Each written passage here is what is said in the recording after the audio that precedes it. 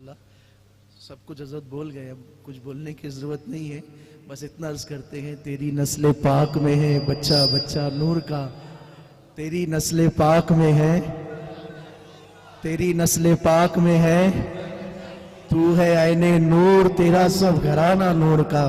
نعرہ تکبیر، نعرہ رسالت، نعرہ رسالت، شہزادے غوث اعظم۔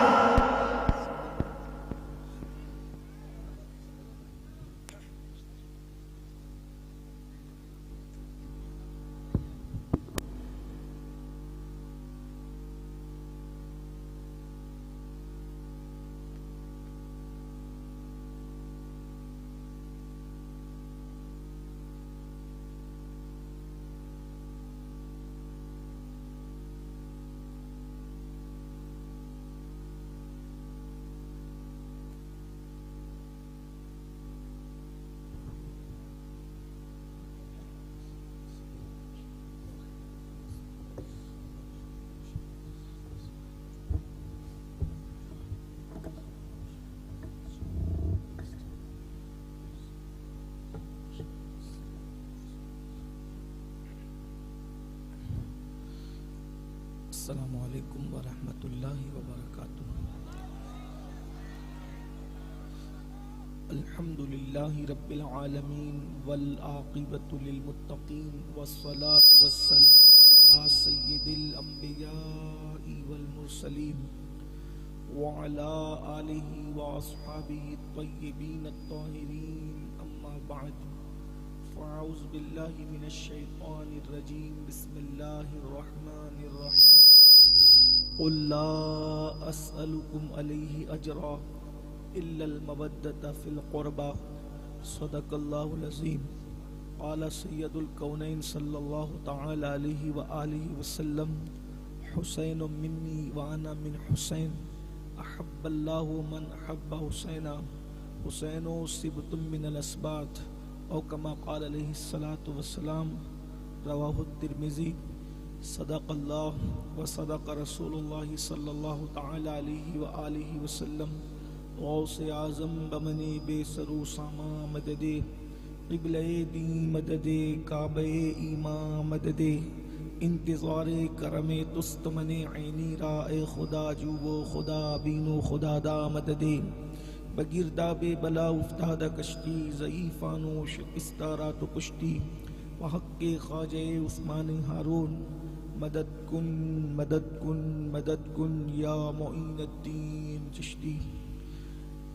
انتہائی احترام و عقیدت کے ساتھ اپنے اور ساری کائنات کے مرکز عقیدت، انیس بے کساں چارہ ساز درد منداں، ہم غریبوں کے غم گسار، ہم فقیروں کی ثروت، شہر یار ارم، تاجدار حرم، نوبہار شفاعت، شب اسرا کے دولہ، نوشے بزم جنت، دانائے سبل، مولائے کل، ختم الرسل، خسرو خوباں، سیاح لامکاں، وجہ گن فکاں، در اللہ المکنون، سر اللہ المخزون، عالم ما کانا وما یکون، آب و گل انبیاء، جان و دل اصفیاء، مطلع ہر سعادت، مقطع ہر سیادت، خلاصہ کائنات، فخر موجودات، حضور احمد مجتبی محمد مصطفیٰ، ارواحنا فدا صلی اللہ تعالی علیہ وآلہ وصحبہ وبارک وسلم کی بارگاہ بے کس پناہ میں جس طریقے سے پڑھاؤں سب مل کر بلند آواز سے میرے ساتھ پڑھ لیں۔ الصلاۃ والسلام علیک یا رسول اللہ، الصلاۃ والسلام علیک یا نبی اللہ، الصلاۃ والسلام علیک یا حبیب اللہ، وعلی آلک واصحابک یا نور اللہ، صلی اللہ تعالی علیہ وسلم۔ جہاں روشن است از جمال محمد، جہاں روشن است از جمال محمد، دلم زندہ شد از وصال محمد، دلم زندہ شد از وصال محمد، خوشا مسجد و مدرسے خانقاہ، خوشا مسجد و مدرسہ خانقاہ کہ دروے بود قیل و قال محمد بصدق و صفا گشت بیچارہ جامی بصدق و صفا گشت بیچارہ جامی غلام غلامان آل محمد غلام غلامان آل محمد کیا بات رضا اس چمنستان کرم کی کیا بات رضا اس چمنستان کرم کی زہرا ہے کلی جس میں حسین اور حسن پھول شاہ است و حسین بادشاہ است و حسین دی است و حسین دی پناہ است و حسین سرداد نداد دست در دست یزید حقا کی بنا لا الہ است و حسین۔ آج کی یہ محفل ذکر تاجدار کربلا کے حوالے سے انعقاد پذیر ہے۔ اللہ تبارک و تعالی اپنے پیارے حبیب صلی اللہ علیہ وآلہ وصحبہ وبارک وسلم کے صدقہ و طفیل اس محفل کو قبول فرمائے۔ حضرت مولانا سنجید عالم صاحب نے ابھی بتایا کہ یہ محفل ہر سال ہوتی ہے، اللہ تعالیٰ کرنے والوں کو جزائے خیر دے، اور وقت بھی کافی ہوا ہے اور موسم محفل کی حمایت میں نہیں ہے، اس لیے میں یہ چاہتا ہوں کہ جلدی جلدی بات پوری کر لی جائے، اس سے پہلے کہ موسم احتجاج درج کرائے محفل کے خلاف ہم اپنی بات کو مکمل کر کے یہاں سے ہم بھی چلے جائیں اور آپ بھی چلے جائیں۔ میرے بھائی حضرت مولانا سید محمد قادری صاحب نے جو آخری جملے کہے تو چونکہ وقت ان کا ختم ہو گیا، انہوں نے مجھے دیکھ کے ختم کیا، تو میں چاہتا ہوں کہ آج جو ہے وہ انہی کی تقریر میں اپنی زبان سے کر دوں۔ ویسے بھی یہ اس شہر کے نگراں ہیں، اور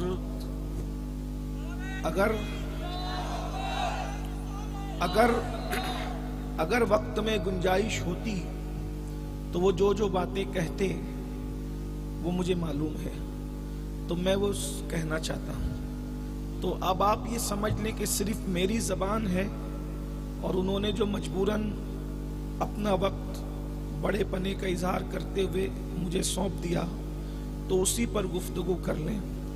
اللہ پاک کا ارشاد ہے سورۃ الشورى، سورہ شورى کے اندر اللہ پاک کا ارشاد ہے، مشہور زمانہ آیہ کریمہ ہے، اسے اہل محبت آیہ مودت کہتے ہیں، اور اس کی تفسیر میں کثیر اقوال یہی ہے جو بیان ہوتے ہیں۔ اللہ پاک ارشاد فرماتا ہے قل، اے محبوب آپ فرما دیں۔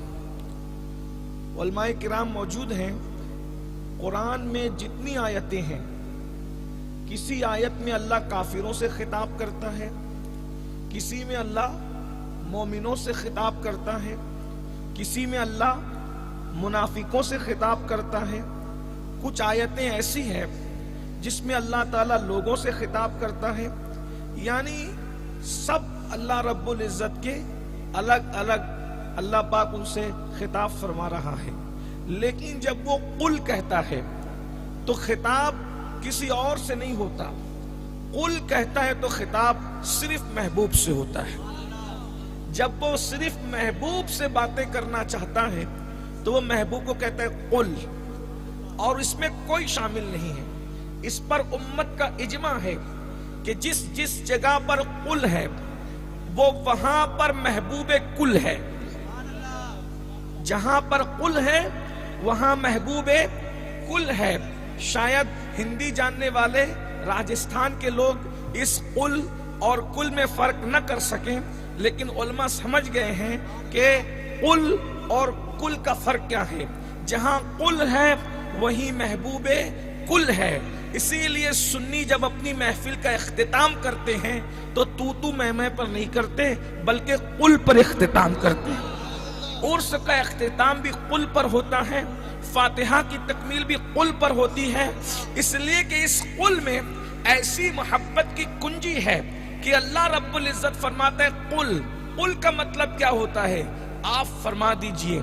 آپ کہہ دیجئے، تم فرماؤ، اس لیے کہ الگ الگ ترجمہ کیا ہے، ترجمہ کرنے والوں نے سب نے صحیح کیا ہے۔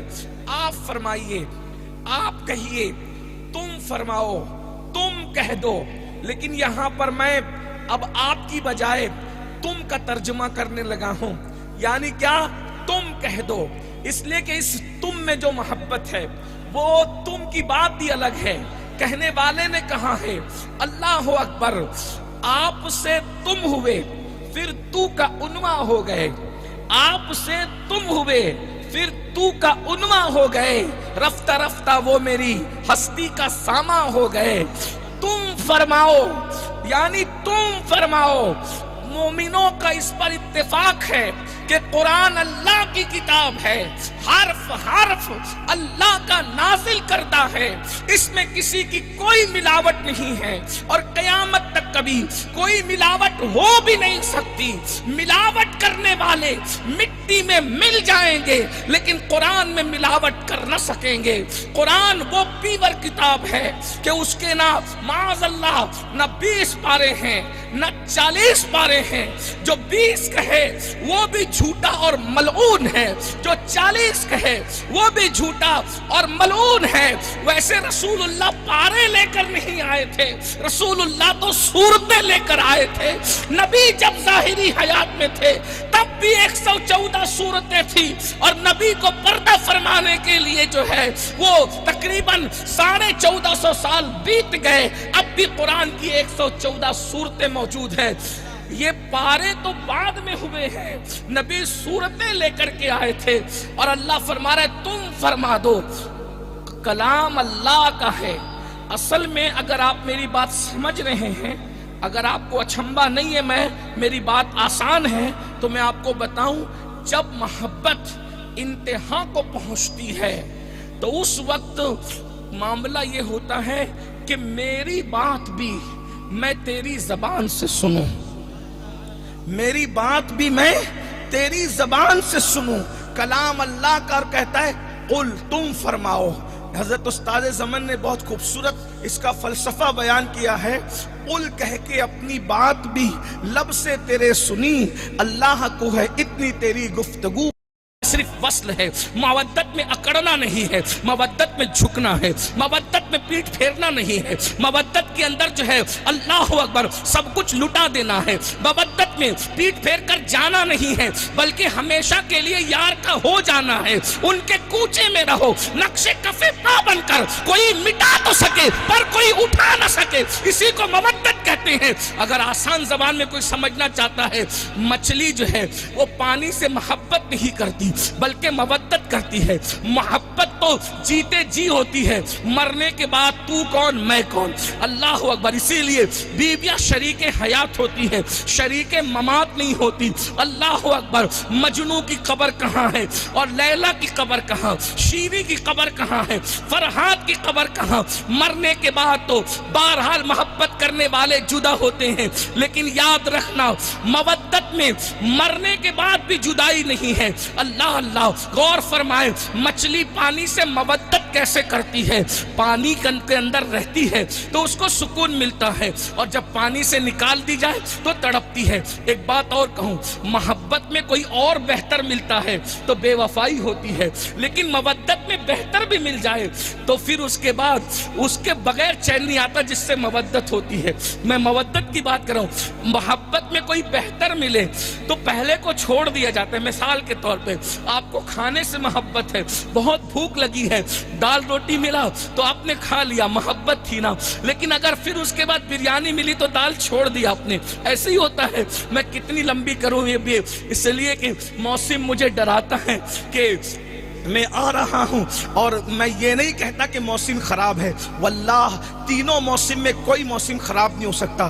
کبھی مت کہا کرو موسم خراب ہے، گرمی بھی ضروری ہے، بہت اچھی ہے، سردی بھی ضروری ہے، بہت اچھی ہے، اور برسات بھی ضروری ہے، بہت اچھی ہے۔ میرے بہت سے دوست کہتے ہیں دعا کر کے پانی رکوا دے، میں نے کہا جلسے کی ضرورت صرف مسلمانوں کو ہے، لیکن پانی کی ضرورت سب کو ہے، بارش کی ضرورت سب کو ہے، چرند کو بھی ہے، پرند کو بھی ہے، پھولوں کو بھی ہے، کانٹوں کو بھی ہے، اس لیے ہم بند کرنے کی بات نہیں کرتے، اس لیے کہ ہمارے ہاں بند نہیں ہے، اس لیے ہم بند کرنے کی بات نہیں کرتے، ہم تو ہمیشہ آنے کی بات کرتے ہیں۔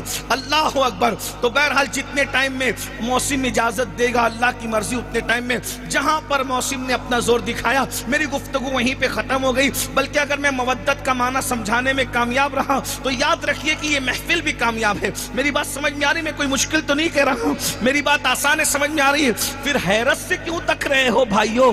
ذرا کچھ بولنا چاہیے نا تو سمجھ میں آئے۔ آپ ایسے حیرت سے تک رہے کے لیے ساقی کوثر کے لال کو چھوڑ کے نہیں جائیں گے۔ ابھی ذکر حسین کر رہا ہوں، آنا نہیں۔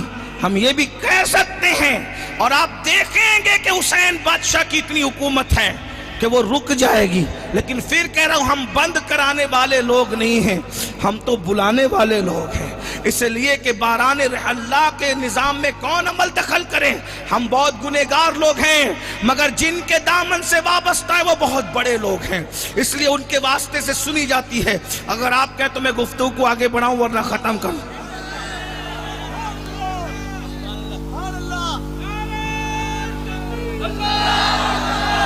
یہ چھتری ادھر کیمرہ ادھر ہٹا لو۔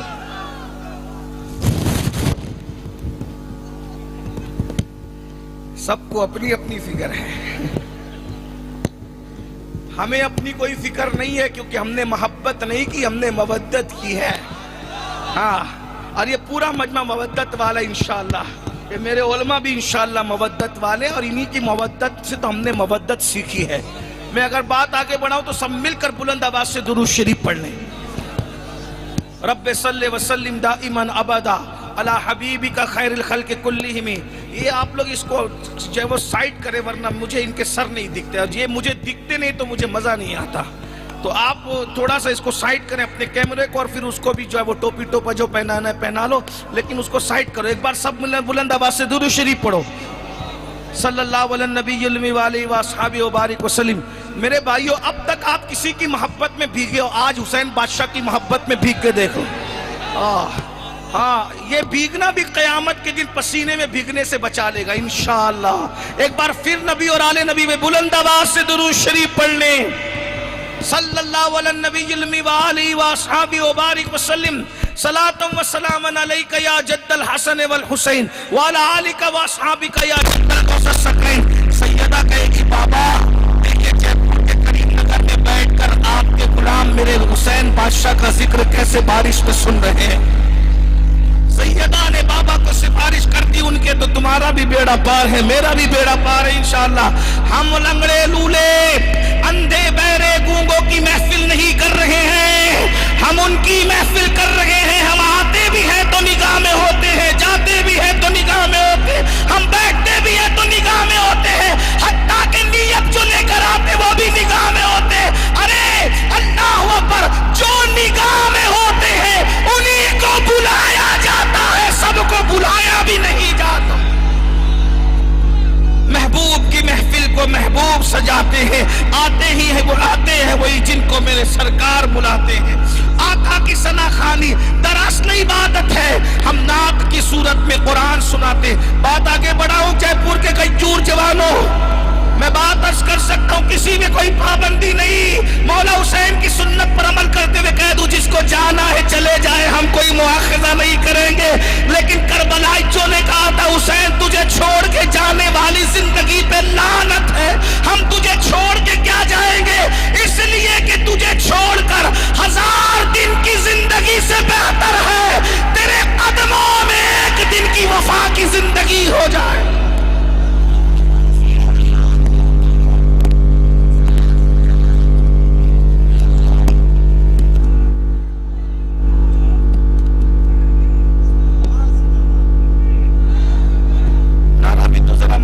عاشق مردوں کی طرح لگاؤ، ایک بولتا ہے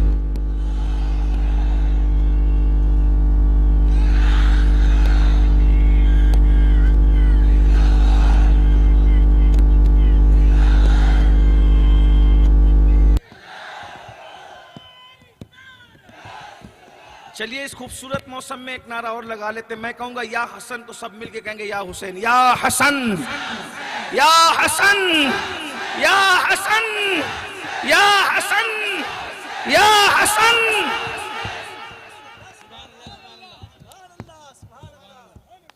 مچھلی پانی سے محبت نہیں کرتی، مودت کرتی. اس لیے کہ محبت میں اگر کوئی بہتر ملے تو چھوڑ کر کے کہیں اور چلا جاتا ہے، لیکن مودت میں یہ کہا جاتا ہے کہ کوئی میرے محبوب سے بہتر ہو ہی نہیں سکتا، اس لیے اس کو کسی بہتر جگہ پہ بھی قرار نہیں آتا. مثال کے طور پہ توجہ میری طرف آپ کی، اللہ آپ کو نوازے، آپ کی نسلوں کو نوازے. جے پور میں کریم نگر میں بیٹھ کے ذکر حسین سننے والوں، اللہ تمہاری نسلوں کو آباد کرے. وہ بے ہاتھ کا میرا بادشاہ جسے دنیا غازی عباس کہتی ہے، آپ سب کو نوازے، بے اولادوں کو اولاد عطا کرے، اولاد والوں کی اولاد کو نیک بنائے.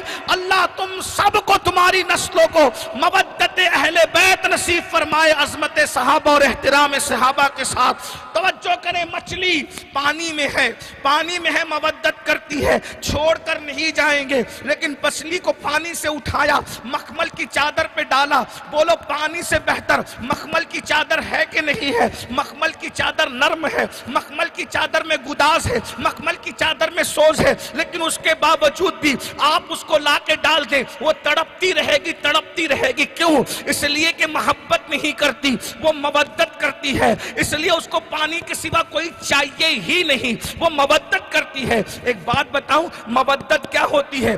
زندگی میں تو بغیر نہیں رہتے، لیکن مرنے کے بعد بھی نہیں رہتے. مچھلی پوری زندگی پانی میں رہی، اس کے بعد جو لوگ تجربہ کار ہے وہ جانتے ہیں، جو لوگ گھریلو خاندانی لوگ کھانے پینے والے وہ جانتے ہیں کہ اگر مچھلی پکتی ہے، مچھلی کو آپ نے نکالا، پانی سے ٹکڑے ٹکڑے کیا، آگ میں جلا دیا، آگ میں جلانے کے بعد گلا دیا، گلانے کے بعد کھا لیا، 32 دانتوں تلے چبنے کے بعد جو ہے پیٹ میں چلی گئی مچھلی. مچھلی جانے کے بعد علماء علم رکھتے ہیں، جانتے ہیں، آپ بھی جانتے ہوں گے، کسی ڈش کو کھانے کے بعد اتنی پیاس نہیں لگتی جتنا مچھلی کھانے کے بعد پیاس لگتی ہے. مچھلی کھانے کے بعد زیادہ پیاس کیوں لگتی ہے؟ حکیموں سے پوچھو، طبیبوں سے پوچھو، دانشوروں سے پوچھو تو مچھلی بتا رہی ہے کٹ گئی ہوں مگر پانی سے رشتہ ختم نہیں ہوا ہے، ٹکڑے ٹکڑے ہو گئی ہوں، پانی سے رشتہ ختم نہیں ہوا ہے، جل گئی ہوں، جلا دی گئی ہوں، لیکن پانی سے رشتہ ختم نہیں ہوا ہے، اور دانتوں تلے چبا دی گئی ہوں مگر پانی سے رشتہ ختم نہیں ہوا ہے. وجود اپنا مٹ گیا ہے لیکن رشتہ مودت قائم ہے. پیٹ میں بھی جا کے کہتی ہے پانی پانی پانی، تو تم پیتے رہتے ہو، پانی پہنچاتے رہتے ہو. اب دیکھو یہ مودت ہے کہ مر کے بھی رشتہ ٹوٹ نہیں سکتا، اسی کو مودت کہتے ہیں. پانی کے سوا مچھلی کسی پہ راضی ہی نہیں ہوتی، اس لیے دانتوں تلے چبانے والا بھی مجبور ہو جاتا ہے پانی سے چھین کر، پانی چھین کر پانی پہنچانے کے لیے. ارے جب تک زندہ تھی تڑپاتا رہا پانی کے لیے، مر گئی تو ایسا مطالبہ کیا کہ تڑپ تڑپ کر پانی دینے پہ مجبور ہو گیا. یعنی اس کی مراد پوری ہوئی. مودت کرنے والی مچھلی جیت گئی کیونکہ اس نے مودت کا حق ادا کیا. لوگ اس کو پانی وہاں بھی پہنچاتے ہیں.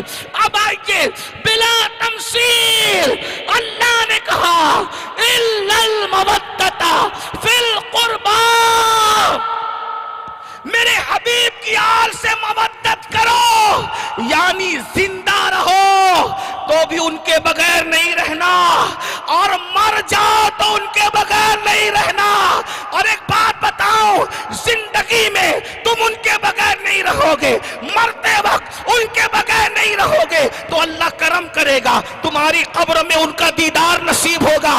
اور جنت میں کون کہاں جائے گا، کون کہاں رہے گا، اس کی کوئی گارنٹی نہیں ہے. کون درخت کے نیچے، کون محل میں، کون نہر میں، کون یہاں، کون وہاں. لیکن جس نے مودت کی، رسول اللہ فرماتے ہیں جو مجھ سے، میری آل سے محبت کرے گا، جنت میں جہاں ہم رہیں گے وہیں پنجتن ہی رہے گا.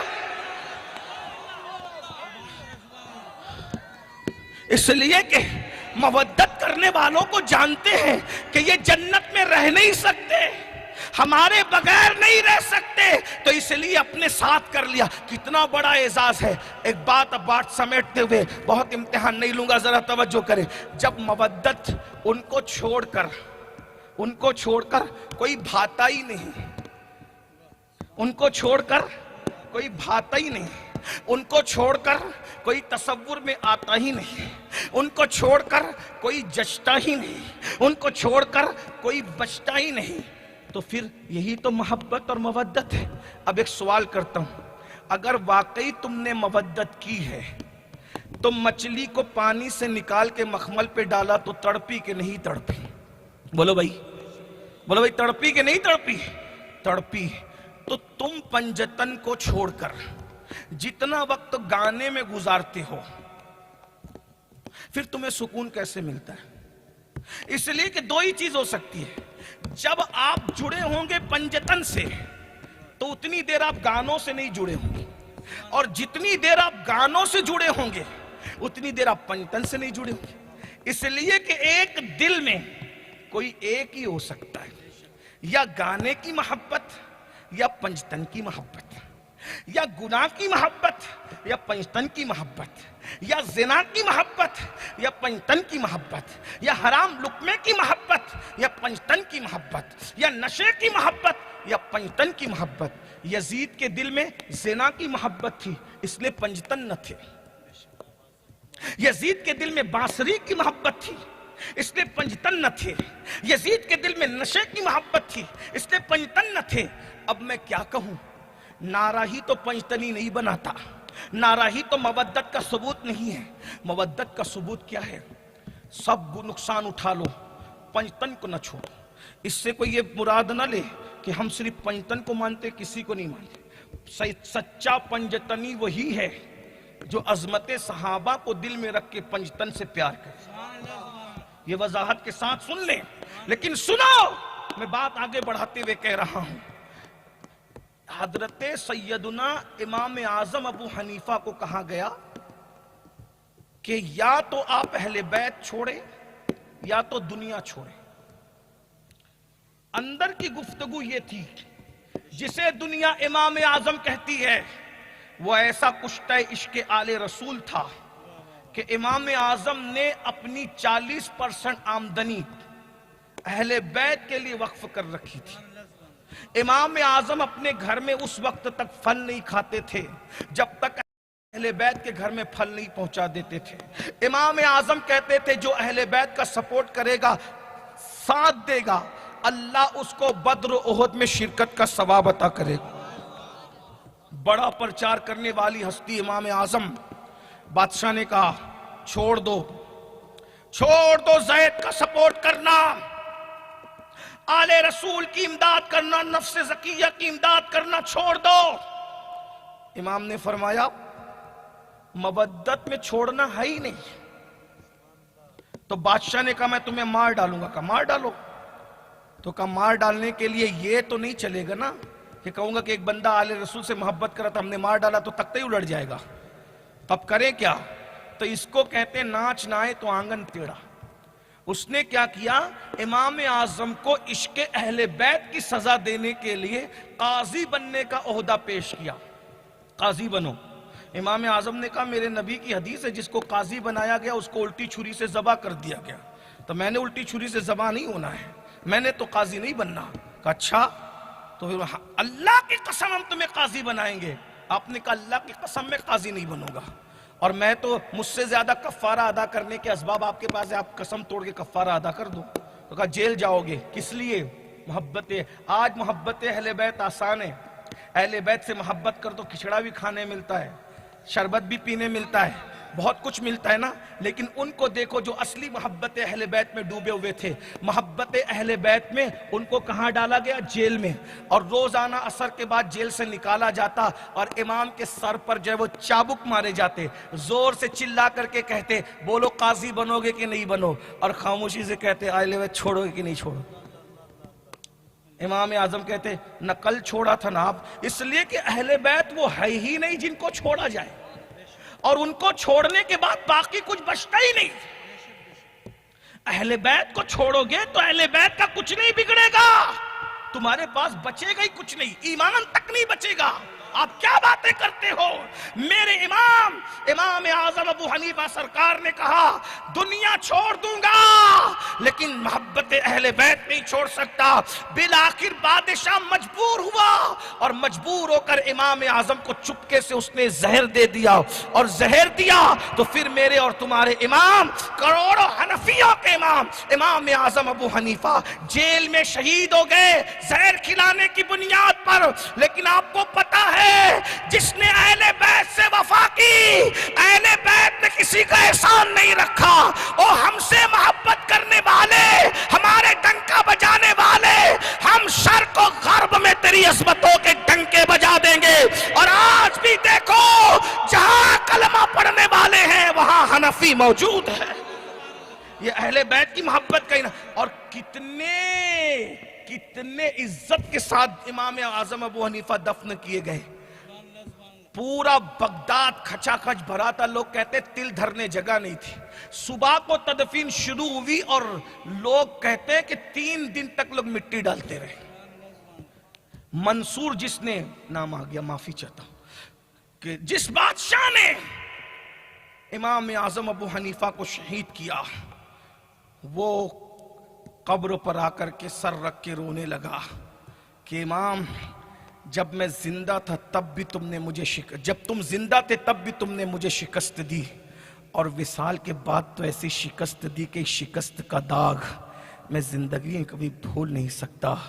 پتہ چل گیا مجھے کہ سروں پر دشمن اہل بیت کی حکومت ہے اور دلوں پر غلامان اہل بیت کی حکومت ہے. امام مالک کو کہا گیا. مالک کون مالک؟ امام دار الحجرہ امام محمد مالک ابن انس رضی اللہ تبارک و تعالیٰ. اے مالک محبت اہل بیت چھوڑ دے. کہا نہیں چھوڑوں گا. تو کہا چلو اب تمہیں ذلیل کریں گے. آپ کے مونڈے اتنا مارا کہ مونڈے اتار دیے، توڑ دیے، مونڈے اتار دیے، منہ کالا کیا اور گدھے پہ گھمانے لگے. کہا یہ دیکھو مالک ہے. تو امام مالک کہتے تھے مدینے والوں، جو مجھے پہچانتا ہے وہ پہچانتا ہے، جو نہیں پہچانتا وہ پہچان لے کہ میں مالک ابن انس امام دار الحجرہ ہوں. اور یاد رکھنا کل بھی اہل بیت سے محبت کرتا تھا، آج اس ذلت کے ماحول میں بھی اہل بیت سے محبت کرتا ہوں. کل جو کہتا تھا آج بھی کہتا ہوں، یہ انہوں نے محبت کی ہے. اب آپ سے پوچھتا ہوں کیا ہمیں کوئی مارتا ہے محبت اہل بیت کرنے پہ؟ ہمیں تو انعام ملتے ہیں، نذرانے ملتے ہیں، تقریریں ہوتی ہے، عزتیں ہوتی ہے، نعرے لگتے ہیں، پھول ہوتے ہیں، یہ ہوتے ہیں. پھر بھی ہم ویسے محبت نہیں کرتے جیسی کرنا چاہیے. بات یاد رکھنا، اہل بیت سے محبت انڈائریکٹ رسول اللہ سے محبت کی نشانی ہے. اور ہم جو کچھ اہل بیت کے ساتھ کرتے ہیں وہ رسول اللہ پہ انڈائریکٹ اس کا اثر پڑتا ہے. ایک بات مجھے یاد آئی کہ ایک مرتبہ ایک سید زادہ ایک بزرگ کے پاس پڑھتا تھا، اور وہ بزرگ کو اللہ پاک نے یہ شان عطا کی تھی کہ روزانہ ان کو رسول اللہ کی زیارت نصیب ہوتی تھی رات کے وقت. ایک دن ان کو جو ہے انہوں نے پڑھاتے پڑھاتے سید کو پیٹ پہ مارا. مارنے کے بعد حضور کی زیارت بند ہو گئی، بہت دنوں تک زیارت نہیں ہوئی. ایک بزرگ سے کہا حال بہت برا ہے، زیارت رسول ہوتی تھی زیارت نہیں ہو رہی ہے، کیا کریں؟ تو اس وقت بزرگ نے کہا ٹھیک ہے ہم عرضی لگائیں گے. عرضی لگی، اس کے بعد زیارت ہوئی. تو حضور علیہ السلام کے قدموں کو پکڑ کے انہوں نے خواب میں روتے ہوئے کہا سرکار آپ زیارت نہیں کراتے. آقا نے فرمایا تو نے مجھے کیوں مارا؟ توجہ کرنا، یہ خاص بات میں آپ کے سامنے رکھ رہا ہوں، اور اس کے بعد میں اینڈ پر گفتگو کروں گا. ذرا توجہ کرنا، اینڈ کرنا چاہتا ہوں گفتگو کو ختم کرنا چاہتا ہوں. سرکار نے اس سے کہا، اس محدث سے کہا، ان سے کہا تو نے مجھے کیوں مارا؟ تو نے مجھے کیوں مارا؟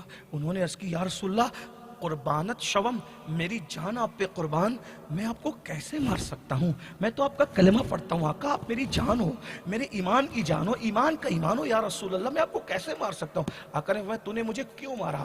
عرض کی حضور میں آپ کو کیسے مار سکتا ہوں جبکہ میں آپ کی شفاعت کا امیدوار ہوں، آپ کی شفاعت کا طلبگار ہوں. آقا نے فرمایا تو نے مجھے کیوں مارا؟ وہ سمجھ گئے اب بحث نہیں کرنا. عرض کی مالک آپ فرما دے ہوا کیا ہے؟ تو وہ بزرگ بیان کرتے ہیں کہ اس محدث نے دیکھا کہ اللہ کے رسول نے اپنی پیٹھ سے چادر ہٹائی تو دیکھا کہ 5 انگلیوں کے نشان رسول اللہ کی پشت پر موجود تھے. عرض کی یا رسول اللہ یہ کیا ہے؟ فرمایا تو نے وہ جو سید کی پیٹھ پہ مارا نا، میری آل کی پیٹھ پہ، تو اس کی آل، اس کی پیٹھ پر جو تو نے مارا تو وہ پنجوں کا نشان یہ میری پشت پر لگا ہے۔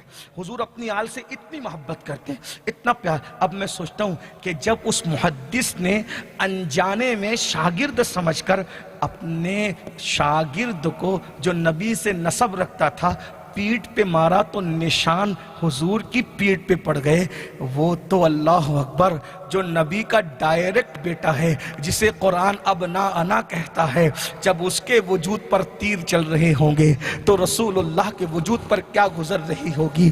جس نے علی اکبر کا لاشا اٹھایا ہوگا اس وقت تو رسول اللہ کے دل پہ کیا گزر رہی ہوگی؟ جس نے امام قاسم کا لاشا اٹھایا ہوگا اس وقت تو رسول اللہ کے دل پہ کیا گزر رہی ہوگی؟ یہ کوئی ڈھکا چھپا نہیں ہے بلکہ صحیح میں موجود ہے کہ حضرت عبداللہ ابن عباس کو بتا دیا تاکہ امت کو پتا چل جائے کہ نبی کے دل پہ 61 ہجری کے 10ویں محرم کو نبی کے دل پہ کیا گزری تھی۔ ام المومنین سیدہ ام سلمہ کو بتا دیا کہ 61 ہجری کی 10ویں محرم کو رسول اللہ کے دل پہ کیا گزری تھی۔ قریب نگر میں بیٹھنے والوں غیور حسینیوں سنو، یہ دو بزرگوں نے اپنا خواب بیان کیا کہ جب محرم کی 61 ہجری کی 10 تاریخ تھی، جمعہ کا دن تھا، ام المومنین سیدہ ام سلمہ سو رہی تھی اور حضرت عبداللہ ابن عباس بھی سو رہے تھے۔ انہوں نے خواب میں کیا دیکھا؟ رسول اللہ کی زلفیں بکھری بکھری ہے۔ اللہ اکبر، جب میں اس مقام پر آتا ہوں تو میرا کلیجہ کانپ جاتا ہے کیونکہ حضور کی زلفیں کبھی نہیں بکھری تھی۔ احد کے ہنگامے نے نبی کی زلفوں کو بکھرنے نہیں دیا، خندق کے ہنگاموں سے نبی کی زلفیں کبھی نہیں بکھری۔ احد کے اندر دندان شہید ہوئے مگر زلفیں نہیں بکھری۔ کیوں؟ اس لیے کہ میں بہت تفصیل سے کبھی بیان کر چکا ہوں ہر جگہ پر کہ نبی کی زلفیں اس لیے نہیں بکھرتی تھی کہ شان پنجے قدرت تیرے بالوں کے لیے کیسے ہاتھوں نے سوارے ہیں تمہارے گیسو، مگر اللہ اکبر 70 شہیدوں کا جنازہ پڑھایا احد میں مگر زلفیں نہیں بکھری، مگر 61 ہجری کی 10ویں محرم کو نبی کی زلفیں بکھری ہوئی ہیں، داڑھی پر گرد و غبار چوم رہے ہیں۔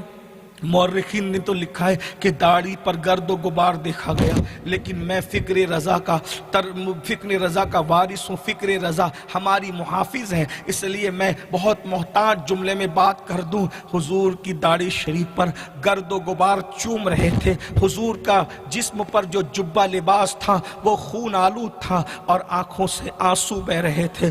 حضور 61 ہجری 10ویں محرم کو جمعہ کے دن ام المومنین ام سلمہ کے خواب میں نظر آئے، روتے ہوئے نظر آئے، حضرت ابن عباس کے خواب میں روتے ہوئے نظر آئے اور کہتے ہیں، یہ دونوں کہتے ہیں دونوں کا خواب بالکل سیم ہے، اور اگر کوئی کہتا ہے یہ تو خواب ہے، یاد رکھنا نبی کا خواب وہی ہوتا ہے، صحابی خواب بیان کر دے تو وہ حدیث کے زمروں میں آتی ہے، اس لیے یاد رکھنا شیشی ایک بوتل تھی جو رسول اللہ کے ہاتھ میں تھی اور حضور علیہ الصلوۃ والتسلیم کی یہ کیفیت دیکھی تو دونوں نے الگ الگ خواب دیکھا، دونوں کا خواب مکس کر کے بیان کر رہا ہوں۔ عرض کیا یا رسول اللہ قربانت شمم، آقا ہم آپ پر قربان ہو جائیں، ہماری جانیں آپ پہ قربان ہو جائیں۔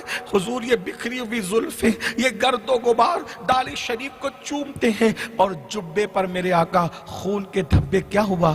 آقا نے فرمایا ابھی ابھی حسین کی قتل گاہ سے آ رہا ہوں، میرا بیٹا حسین کربلا میں شہید ہو گیا، صبح سے لے کر اب تک میں اپنے بیٹے حسین اور اس کی اولاد و آوان و انصار کا خون اس بوتل میں جمع کر رہا تھا۔ پتا چلا سنیوں، لوگ دیکھ رہے تھے کہ خون زمین پہ گر رہا ہے، اللہ کے نبی کو امام حسین کے غلاموں کے خون کا اتنا لحاظ ہے کہ حضور نے خون زمین پہ گرنے نہیں دیا بلکہ اس کو بوتل میں سمیٹ لیا۔ ذرا غور تو فرمائے، یہ ہے امام حسین کی اہمیت، یہ ہے رسول اللہ کے دل پر اہل بیت کے ساتھ جو سلوک کرتے ہو اہل بیت کے ساتھ، اس کا اثر کس پر پڑتا ہے؟ حضور پہ پڑتا ہے، کیونکہ ہمارے نبی مر کے مٹی میں نہیں ملے، ہمارے نبی زندہ ہیں، ہماری جانوں سے زیادہ قریب ہے۔ بلکہ ایک بات میں آپ سے کہوں، ایک بہت بڑا بادشاہ گزرا ہے جسے دنیا تیمور لنگ کہتی ہے۔ تیمور لنگ کی موت کے بعد اس نے دیکھا کسی نے اس کو خواب میں دیکھا رسول اللہ کے قدموں میں بیٹھا ہے، تو اس کے کسی دوست نے پوچھا اے دشمن خدا تو یہاں کیسے آیا؟ اس سے پہلے کہ تیمور جواب دیتا اللہ کے رسول نے فرمایا یہ کیسا بھی تھا لیکن میری اہل بیت سے محبت کرنے والا تھا، میری اہل بیت سے پیار کرنے والا تھا، تو مرنے کے بعد اس کو یہ مقام نصیب ہوا۔ میرے بھائیوں، آج ہم اہل بیت سے محبت کی بات کرتے ہیں لیکن بہت معافی کے ساتھ۔ اب ذرا غور سے سننا، میری تقریر کے اینڈ کا حصہ غور سے سننا، کچھ یاد رہے نہ یاد رہے۔ دیکھو، جس سے محبت ہوتی ہے اس کا لحاظ کرنا پڑتا ہے۔ کیا لحاظ کرنا پڑتا ہے؟ ایک ہوتا ہے جسم اور ایک ہوتا ہے دل، یاد رکھیے، ایک ہوتا ہے جسم، ایک ہوتا ہے دل۔ اور دشمن جو ہوتا ہے وہ جسم پہ حملہ کرتا ہے، دشمن جو کچھ کرتا ہے جسم پہ کرتا ہے، تیر برسائے گا جسم پہ، پتھر برسائے گا جسم پہ، دھول اڑائے گا جسم پہ، کچرا اڑائے گا جسم پہ، لیکن جو محبت کرتے ہیں ان کی ہر ادا کا اثر دل پہ پڑتا ہے۔ یاد رکھنا، جس سے محبت ہوتی ہے اس کی چھوٹی چھوٹی چیزیں بھی بہت تکلیف پہنچاتی ہے۔ جے پور کے غیور مسلمانوں، اے میری قوم کے جوانوں، ہمیں تم پہ فخر ہے کہ تم حسینی ہو، لیکن ایک بات کہتا ہوں، جب تم محبت کرتے ہو امام حسین سے تو بتاؤ، امام حسین سے پوچھو، امام مدینے میں تو آپ کے بڑے جلوے تھے، مدینے والے لوگ آپ کے آگے ہاتھ باندھ کے کھڑے رہتے تھے، مدینے والے آپ کو اپنے جمگٹے میں رکھتے تھے۔ حضرت سیدنا امیر معاویہ رضی اللہ تعالیٰ عنہ سے ایک مرتبہ کسی نے پوچھا کہ میں مدینہ منورہ جا رہا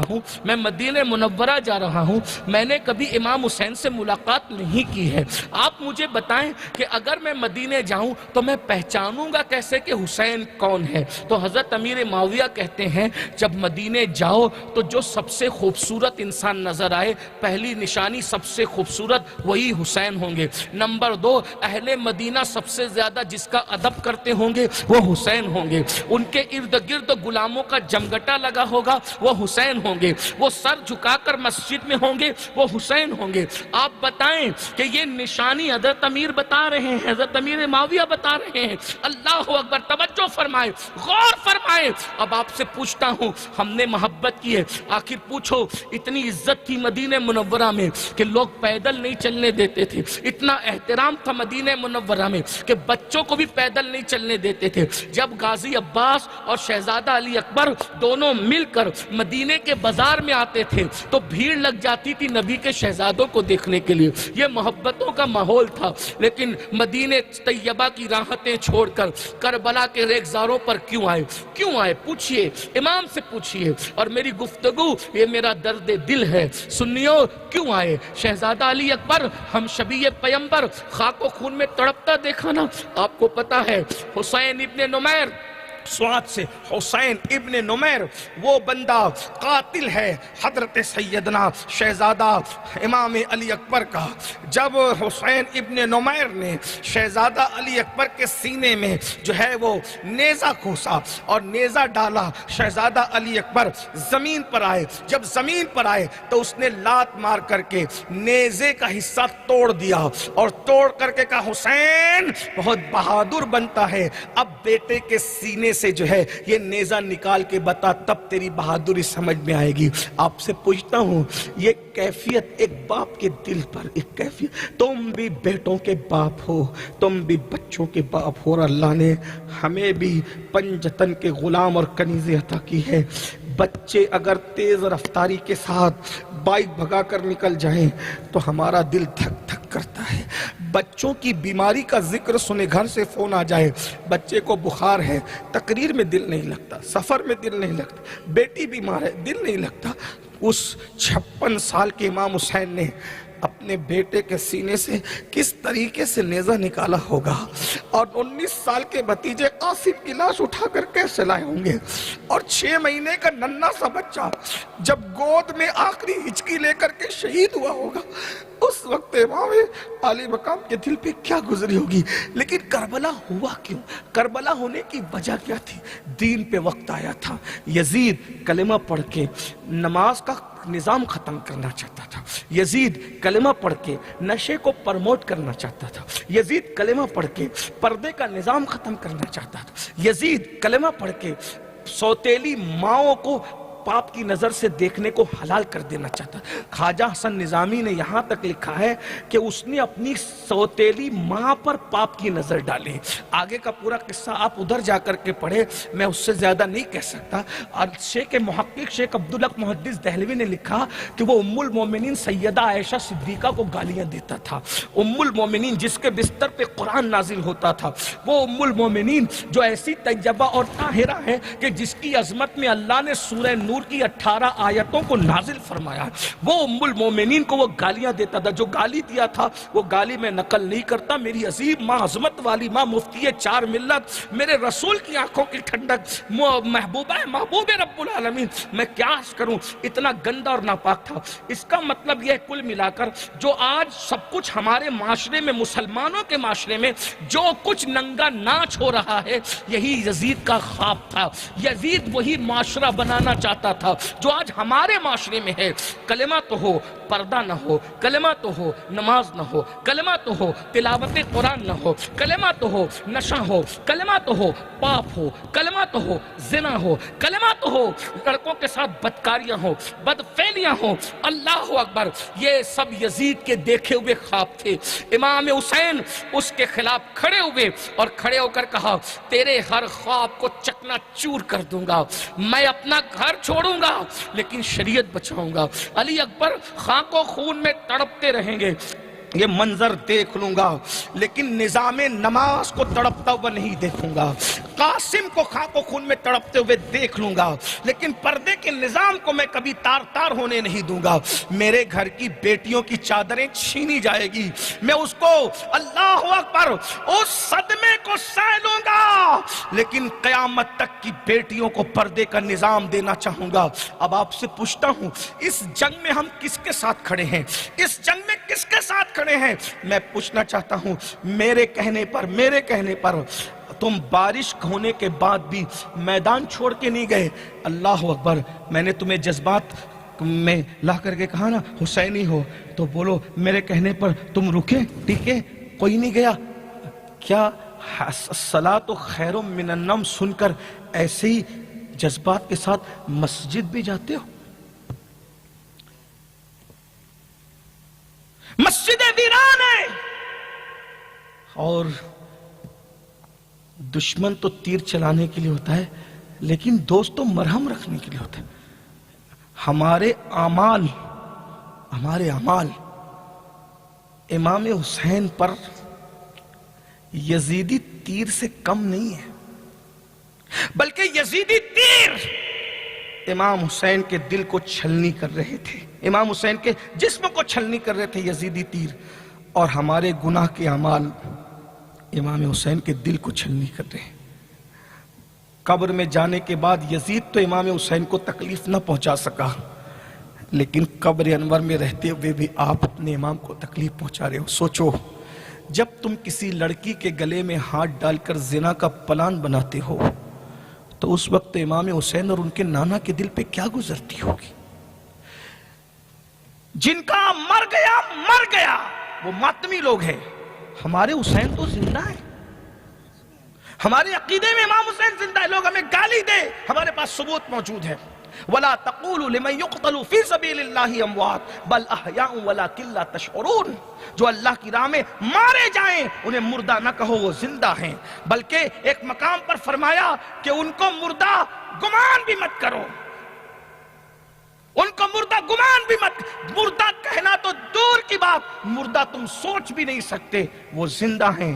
اور ایک بات بتاؤں، امام حسین یقیناً زندہ ہیں، وہ ہمیں اللہ کی عطا سے دیکھتے ہیں، وہ ہمیں سنتے ہیں۔ ہاں، اگر کسی کو یقین نہیں آتا تو میں قرآن پیش کر دوں اس کے سامنے۔ جب سلیمان علیہ السلام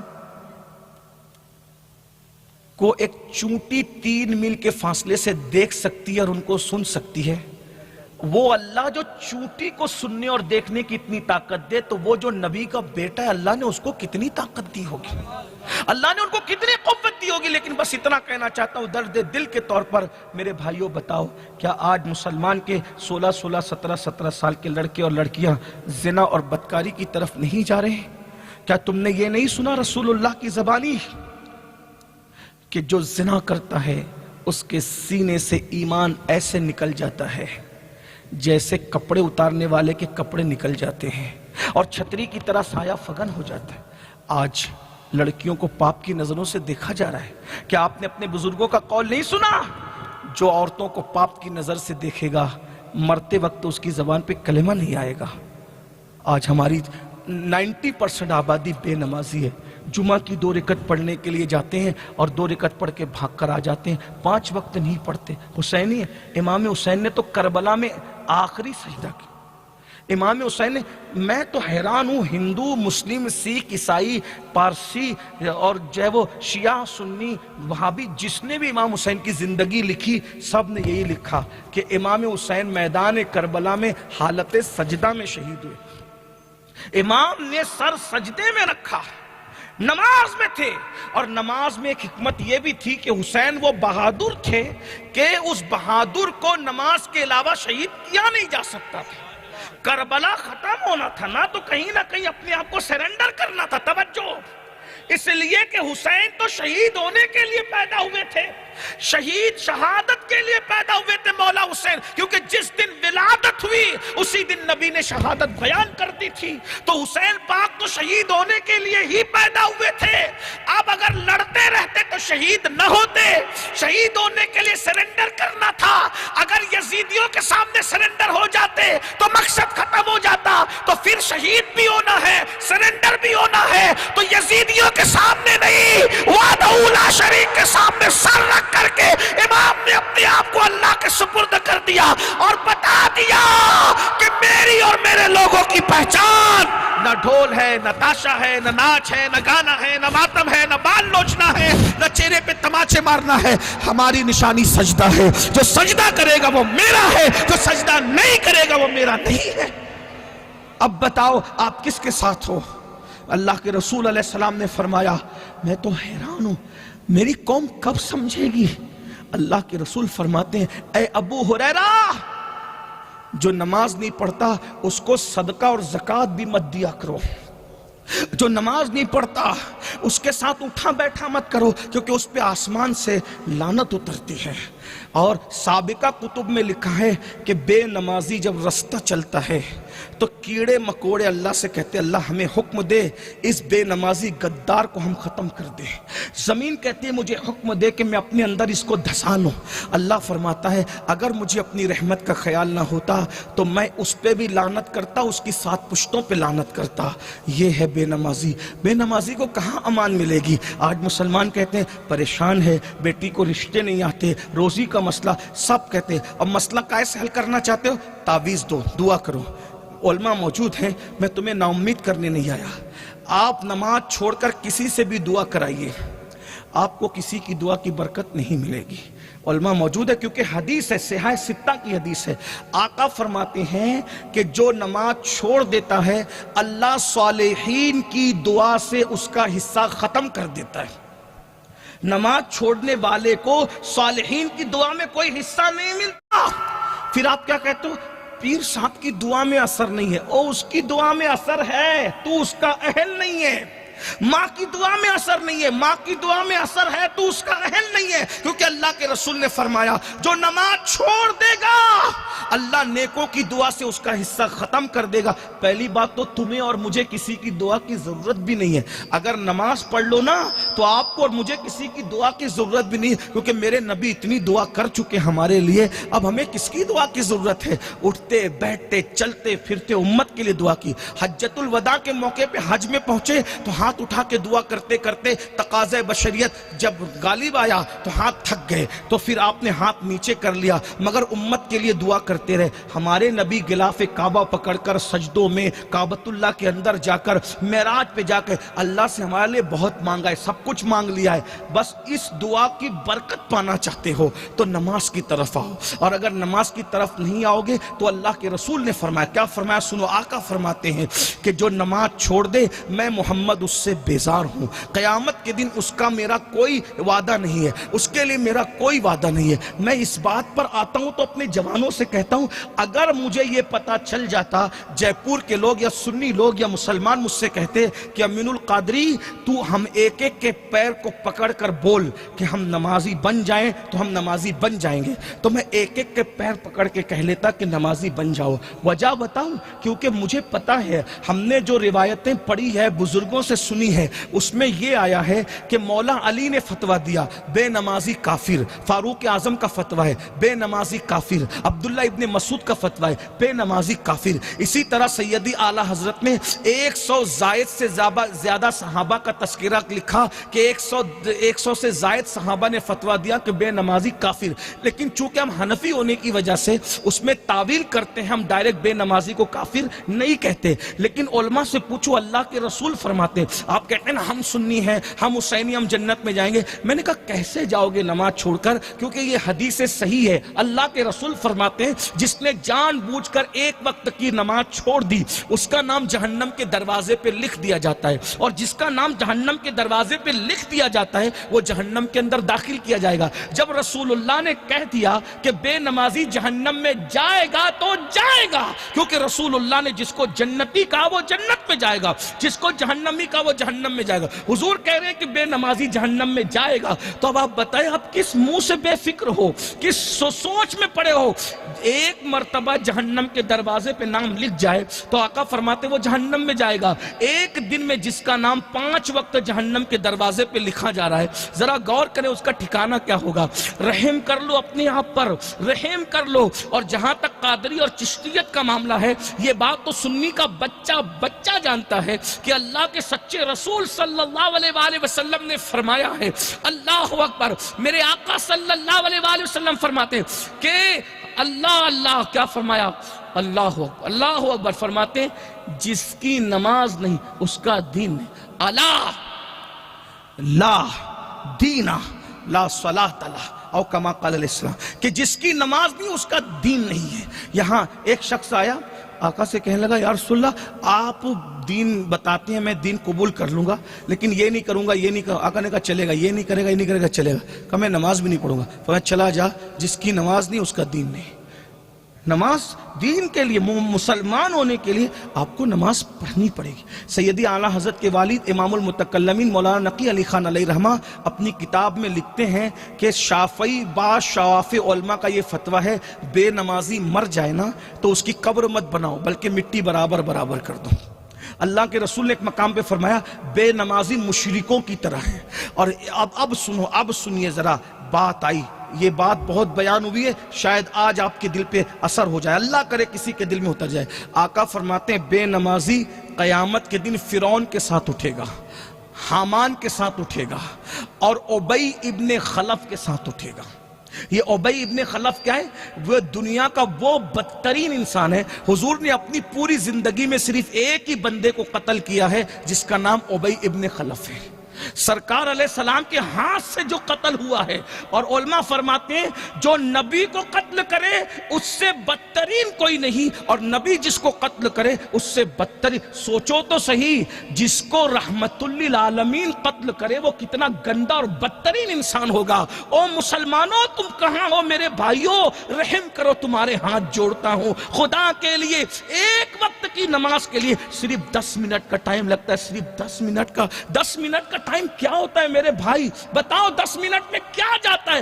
10 منٹ میں تو پان بھی نہیں کھا پاتے، 10 منٹ میں تو کھانا بھی نہیں کھا پاتے۔ اللہ اکبر، ابی ابن خلف جس کو نبی نے قتل کیا ہے اس کے ساتھ اٹھائے جاؤ گے، بے نمازیوں اس کے ساتھ، فرعون کے ساتھ، حامان کے ساتھ۔ اور میں نہیں کہہ رہا بد دعا کے طور پہ نہیں کہہ رہا، میں تو کہہ رہا اللہ تم پہ ہم پہ رحم کرے، ہماری نسلوں پہ رحم کرے۔ میرے بھائیوں جو فرعون کے ساتھ اٹھے گا وہ کہاں جائے گا؟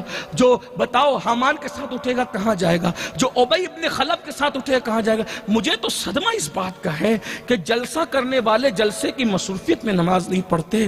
اسی طریقے سے عاشورہ میں ہم محرم کی مصروفیتوں میں شربت بانٹتے نماز چھوڑ دیتے ہیں۔ میرے بھائیوں رسول اللہ نے جنگوں میں نمازیں پڑھی ہے، جنگوں میں۔ اور یاد رکھنا، کہتے ہو نا مسئلے حل نہیں ہوتے، ایک بات میں آپ سے کہتا ہوں، اگر تم واقعی مسلمان ہو، قرآن کو مان کے، حدیث کو مان کے، نبی کے فرمان کو مان کے مسلمان ہو، تو رسول اللہ فرماتے ہیں، بلکہ قرآن کی آیت ہے، آیت نہیں پڑھتا کیونکہ یہ آیت سجدہ ہیں، اس کا مفہوم پیش کرتا ہوں۔ اللہ فرماتا ہے سجدہ کرو اور اللہ کے قریب ہو جاؤ۔ اور حدیث میں آیا ہے کہ بندہ سب سے زیادہ اللہ کے قریب اس وقت ہوتا ہے جب بندے اور خدا کے جب بندہ سجدہ کرتا ہے تو اللہ اور بندے کے درمیان جتنے پردے اور حجابات ہوتے ہیں وہ سب حجابات اٹھا دیے جاتے ہیں. آپ کچھ بھی ہیں، ان پڑھ ہو، گوار ہو، پٹھان ہو، شیخ ہو، سید ہو، کچھ بھی ہو، ادنا ہو، اعلیٰ ہو، لیکن اللہ سے ملنے کا کتنا آسان رستہ ہے، کتنا آسان. اللہ اکبر. دیکھیے ابھی آپ یہاں بیٹھے ہیں، یہ میرے نوجوان،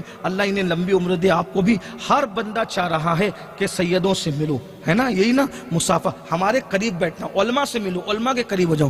تم سیدوں کے قریب آنا چاہتے ہو، علماء کے قریب آنا چاہتے ہو، پیروں کے قریب آنا. ہر بندہ چاہتا ہے پیروں سے میری اتنی اچھی پٹنے لگے کہ میں ان کے قریب ہو جاؤں. تو آپ لوگ کیا کرتے ہو؟ علماء کو، سادات کو، بزرگوں کو، سیاسی لیڈروں کو ان کے قریب ہونے کے لیے تحفے دیتے ہو، چاپلوسیاں کرتے ہو. کیا کیا نہیں کرتے میرے بھائی، جو بھی کرتے ہو نیت تم جانو، تمہارا کام.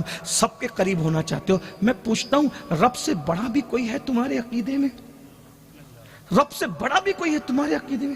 ایک بات بتاؤں، مجھے معاف کرنا، اگر تم پیروں کے قریب ہو جاؤ گے، علماء کے قریب ہو جاؤ گے، سیدوں کے قریب ہو جاؤ گے، لیڈروں کے قریب ہو جاؤ گے، گارنٹی نہیں ہے کہ وہ تمہارے کام بھی آ سکے. امین القادری تمہارے گاؤں میں پڑا ہوگا، تم پر مصیبت آئے گی، اس کو خبر بھی ہوگی کیا؟ سید محمد قادری تو اپنی مصروفیت میں ہوں گے، تمہارے جنازے میں بھی آ سکیں گے کہ نہیں آ سکیں گے؟ بڑی معذرت کے ساتھ میں سچی سچی کہہ رہا ہوں، کیونکہ ہمیں اللہ کو جواب دینا ہے، مر کے اٹھنا ہے. سچا دین تمہارے سامنے رکھ رہا ہوں. لیکن وہ اللہ، نحن اقرب الیہ من حبل الورید، وہ تمہاری شہرک سے زیادہ. اور ایک بات بتاؤں، اگر خبر بھی ہو جائے تو کیا ہم مدد کر سکیں؟ یہ ضروری ہے، مدد کرنے کی طاقت بھی تو چاہیے. اتنے ہزاروں لوگ، بلکہ لاکھوں لوگ، اللہ کا شکر کرتا ہوں، لاکھوں لوگ، بلکہ مبالغہ نہیں ہو تو اللہ کا شکر ہے، کروڑوں لوگ ہم سے محبت کرتے ہیں. ایک دن میں بائک پہ جا رہا تھا پروگرام میں، اور میری بائک کسی سے ٹکرا گئی ہائی وے پہ، تو میں گرا، میرا ہاتھ ٹوٹا، ابھی بھی نشان ہے، ہاتھ ٹوٹا، میرے دانت کے کنارے ٹوٹے، داڑھ کے کنارے ٹوٹے، سر میں چوٹ آئی. لاکھوں لوگ محبت کرنے والے تھے، لیکن اس وقت، اس روڈ پر گرتے وقت مجھے اٹھانے والا کوئی نہیں تھا. کیوں؟ وہاں مجمع نہیں تھا، اور مجمع ہوتا بھی تو ان کو کسی کو خبر بھی تو نہیں تھی. رات کا اندھیرا تھا، 10 بجے تک کا پرمیشن تھا، اور میں جا رہا تھا بائک پر. میرا ایک عزیز، بہت عزیز بندہ عبدالرشید، ہمارا ساتھی، وہ گاڑی چلا رہا تھا. وہاں سے فون آتا تھا، سید صاحب پرمیشن بہت کم ٹائم بچا ہے، آپ لیٹ نکلے ہو، جلدی آؤ. تو میں اس کی پیٹ پہ مار کے کہتا تھا بھگا گاڑی بھگا. یہ ہوتا تھا، اور وہ بھگاتا تھا. آخرکار ٹکرائے، ہم دونوں گرے. جب میں گرا تو میں نے پکارا اپنے آقا کو، پکارا اغثنی یا غوث یا رسول اللہ. اور اتنی دیر میں جو ہے وہ اٹھا میرا عزیز، اور اٹھنے کے بعد اس نے مجھے فوراً، میں اٹھنے کی پوزیشن میں نہیں تھا، اس نے اٹھایا اور اس نے اٹھا کر مجھے بائک پہ ڈالا، اور پھر بڑا حادثہ ہو گیا تھا. جیسے وہ مجھے اٹھا کر کے بائک پہ ڈالا، دھنا دھن 2-3 ٹرکیں وہاں سے گزری. یعنی اگر وہ تاخیر کرتا تو شاید چہلم بھی ہو گیا ہوتا، 10واں 20واں سب کچھ ہو گیا ہوتا، اور نسیم مرثیہ ہو گئے ہوتے. لیکن ایک بات آپ سے پوچھتا ہوں، کس نے بچایا؟ اللہ نے. کس نے بچایا؟ مصطفیٰ جان رحمت کے کرم نے. اتنے لوگ ہو کے کوئی کام آیا؟ نہ میری ماں، نہ میرا باپ، نہ میرا بھائی. اور روحانیت کی بات نہیں کرتا، ظاہری اسباب کی بات کر رہا ہوں. جس پیر کا مرید تھا وہ پیر بھی وہاں نہ آ سکے، ہے نا. جن سادات سے تعلقات تھے وہ بھی نہ آ سکے. بچایا کس نے؟ اللہ نے، صرف اللہ نے، جو شہرک سے زیادہ قریب ہے. کس نے بچایا؟ رسول اللہ نے، جو جانوں سے زیادہ قریب ہے، انہی کے صدقے میں بچے. اب آپ سے پوچھتا ہوں، سب کے قریب رہنا چاہتے ہو، لیکن جتنا قریب اللہ کے ہونے میں فائدہ ہے اتنا کسی کے قریب ہونے میں فائدہ نہیں ہے. اور تم سب کے قریب ہونے کے لیے پاپڑ بیلتے ہو.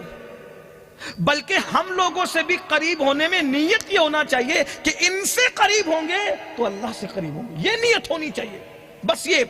اور آپ کو بتاؤں، ہمارا مذہب دقیانوسی نہیں ہے، فرسودہ نہیں ہے، پرانا نہیں ہے. ہمارے مذہب کی شان یہ ہے، میرے نبی نے اللہ سے قریب ہونے کا کتنا آسان رستہ بتایا. آپ کو کوئی سفر نہیں کرنا، نہ راجستھان کا، نہ گجرات کا، نہ یو پی کا نہیں. جہاں ہو وہیں خلوص کے ساتھ نماز کی نیت کرو، اپنی پیشانی زمین پہ رکھو. چھوٹا بچہ ہے تو، بڑا ہے تو، عالم ہے تو، ان پڑھ ہے تو، غریب ہے تو، جہاں تو نے پیشانی زمین پہ رکھی سارے پردے اٹھا دیے گئے. تو اور تیرے اللہ کے درمیان کوئی حجاب نہیں ہے. اتنا قریب ہو گیا اللہ سے، اور پھر اتنا قریب ہو گیا اللہ کہتا ہے مانگ، جو مانگے گا تجھے دوں گا میری عزت کی قسم. مانگ. کیا مانگتا ہے؟ آپ سے پوچھتا ہوں، سب سے مانگنے والے بھکاری بننے والوں، کبھی رب سے مانگ کر تو دیکھو، گڑ گڑا کے. ارے اپنے اللہ سے باتیں کرنا سیکھو. سب کے پاس گڑ گڑانے والوں، رب کے پاس گڑ گڑا کے دیکھو نا، وہ سنتا ہے. یقین اپنے اندر پیدا کرو. آپ سب سے باتیں کرنے کے لیے اتنی چپلوسیاں کرتے ہو، رب سے بھی باتیں کرو نا. رب سے باتیں کرنے کا مطلب کیا؟ سر سجدے میں رکھ، سبحان ربی الاعلیٰ بول، اپنے دل کی فریاد کر. تیرا رب تجھ سے باتیں کر رہا ہے، تو کر رہا ہے، اور وہ کہتا ہے میں تیری سنوں گا، پوری کروں گا. ادعونی استجب لکم، میں اس سے مانگ، میں عطا کروں گا. فرمایا اے محبوب، لوگ میرے بارے میں تم سے پوچھتے ہیں وَإِذَا سَأَلَكَ عِبَادِي فَإِنِّي قَرِيب، میرے بندے میرے بارے میں پوچھتے ہیں اللہ کہاں ہے، تو بتاؤ وہ قریب ہے. کتنا قریب ہے؟ هُوَ مَعَكُمْ أَيْنَمَا كُنْتُمْ، تم جہاں کہیں ہو اللہ تمہارے ساتھ ہے. اور کتنے قریب ہے؟ نَحْنُ أَقْرَبُ إِلَيْهِ مِنْ حَبْلِ الْوَرِيدِ. اب بتاؤ، سب پردے اٹھ گئے، بس اپنی آنکھیں اندھی ہے گناہ کی وجہ سے، اس کو دیکھ نہیں سکتے، دنیا میں اس کو نہیں دیکھ سکتے ماتھے کی آنکھوں سے. آخرت میں اس کا دیدار ہوگا. لیکن آپ سے پوچھتا ہوں میرے بھائی، ذرا بتا، جس سجدے سے اللہ ملتا ہے، بس جملے پہ غور کرنا، جس سجدے سے اللہ ملتا ہے، کیا روزی نہیں ملے گی؟ رزاق مل گیا تو رزق نہیں ملے گا. جس سجدے کی برکت سے جنت ملتی ہے، بیٹی کو رشتہ نہیں ملے گا. آؤ نا، نماز کی طرف آؤ، چھوڑ دو نشے کو. کوئی لذت نہیں ہے نشے میں. نشے کے کڑوے گھونٹ چھوڑ دو. اپنی جان سے محبت ہے نا، مٹھائی چھوڑ دیتے ہو شوگر کی وجہ سے. اگر آل رسول سے محبت ہے، ان کی خوشی کے لیے نشہ چھوڑ دو، گناہ چھوڑ دو. اللہ اپنے محبوب کی خوشی کے لیے قبلہ بدل دیتا ہے. ہم اپنے محبوب کی خوشی کے لیے اپنی زندگی بدل دیں. آج سے نئی زندگی کا آغاز کریں. آپ نماز پڑھ کے دیکھو ملتا ہے کیا نماز میں، سجدے میں جا کے دیکھ. اللہ فرماتا ہے قد افلح من تزکا وذکر اسم ربہ فصلی.